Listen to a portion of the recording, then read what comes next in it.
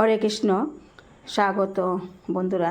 শিব চতুর্দশী পারণে রাধা মাধবের ভোগ নিবেদনে আমি আজ মহাপ্রসাদ আর একটা সবজি করলাম, তার এই ভিডিওটা আজ একটু আপনাদের সামনে তুলে ধরব। তা আপনারা অবশ্যই আমার এই পুরো ভিডিওটা দেখবেন। তো প্রথমে আমি সবজিটা কিভাবে রান্না করলাম সংক্ষেপে ভিডিওটা একটু শেয়ার করব। এরপর এই খিচুড়ি কিভাবে রান্না করলাম রাধা মাধবের ভোগের জন্য সেটাও শেয়ার করব। সবজিটা রান্না করব তো পুরনে দিকে শুকনো লঙ্কা, তেজপাতা, পাঁচ মশলা দিয়ে দিলাম। এবার জিরা, ধনিয়া, আদা বাটা, কাঁচা লঙ্কা বাটাও দিয়ে দেব। পুরন দিয়ে দেওয়ার পর মশলা কষিয়ে নেওয়ার পরে এবার সবজিগুলো দিয়ে দিলাম।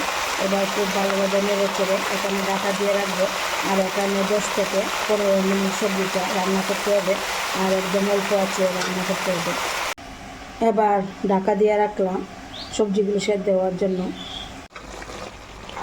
তো ঢাকনাটা অনেক আগে খুলে নিলাম, আর ঢাকনা দেওয়ার আগে সব মশলা, লঙ্কা, লবণ সব কিছু দিয়ে দিয়েছিলাম। তো ঢাকনা তুলে নেওয়ার পর আবার এইভাবে কিছুক্ষণ হালকা নেড়ে চেড়ে আরও 5 থেকে 6 মিনিট এইভাবে রান্না করে নিলাম। এবার ধনেপাতা দিয়ে দেব। ধনেপাতা দিয়ে দেওয়ার পর খুব ভালোভাবে নেড়ে চেড়ে নেব, এরপর নামিয়ে নেব। ধনেপাতা দিয়ে দেওয়ার পর খুব ভালোভাবে নেড়ে চেড়ে নিলাম। এবার উপর থেকে একটু ঘি দিয়ে দেব। ঘি দিয়ে দেওয়ার পর আবারও খুব ভালোভাবে নেড়ে চেড়ে নেব, মিশিয়ে নেব এই সবজির সঙ্গে ঘি, এরপর নামিয়ে নেব। তো এইভাবে আমি রাধা মাধবের ভোগের জন্য এই সবজিটা রান্না করলাম। 1 কেজি গোবিন্দভোগ চাল নিলাম, তো 30 মিনিট আগে ভিজিয়ে রেখেছিলাম। 1 কেজি চালের সঙ্গে এখানে আমি 3 পা মটর ডাল সেদ্ধ করে নিলাম। আর এদিকে হাঁড়িতে জল বসিয়ে দিলাম, জল গরম হয়ে আসলো। এবার গোবিন্দভোগ চালটা দিয়ে দেব। চাল দিয়ে দিলাম। তো চাল কিছু সিদ্ধ হয়ে আসলে এরপর সেদ্ধ করা মটর ডালটা দিয়ে দেব। চালটা কিছুক্ষণ সেদ্ধ করে নিলাম। এবার সেদ্ধ করা মটর ডালটা দিয়ে দিলাম। এবার পরিমাণ মতো লবণ দিয়ে দিলাম।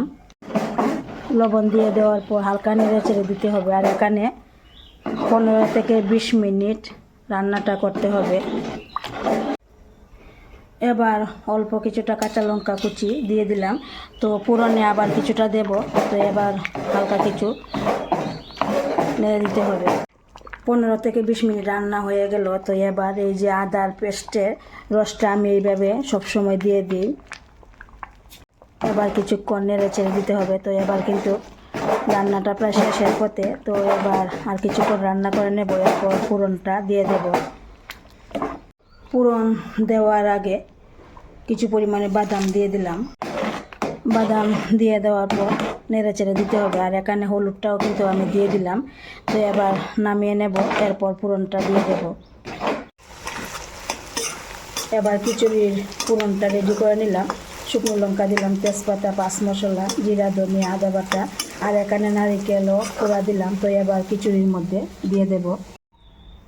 খিচুড়ির পুরনটা দিয়ে দিলাম। এবার খুব ভালোভাবে মিশিয়ে নিতে হবে। তো খিচুড়ি তো আমি এইভাবেই রান্না করি। তো আপনারা কে কীভাবে রান্না করেন, তো এইভাবে কিছুক্ষণ মিশিয়ে নিতে হবে মশলা খুব ভালোভাবে খিচুড়ির সঙ্গে। মশলা মিশিয়ে নিলাম। এবার উপর থেকে পরিমাণ মতো ঘি দিয়ে দেব। ঘি দিয়ে দেওয়ার পর আবারও খুব ভালোভাবে একটু মিশিয়ে নেব খিচুড়ির সঙ্গে ঘি। তো এইভাবে আমি রাধা মাধবের ভোগের জন্য আজ এই খিচুড়ি রান্না করলাম।